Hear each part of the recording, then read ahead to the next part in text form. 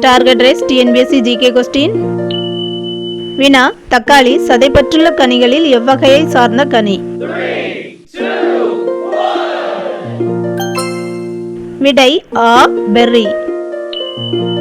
வினா, எந்த கனியின் கரு ஸ்கூட்டர்லாம் என்று அழைக்கப்படுகிறது?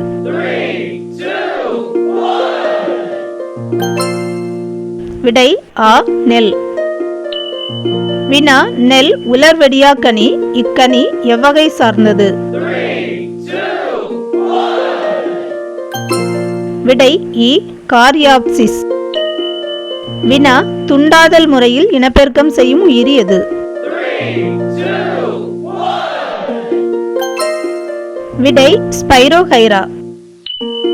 வினா, மலரின் பெண் பாகம் இதில் எது? விடை ஆ, சூலகவட்டம்.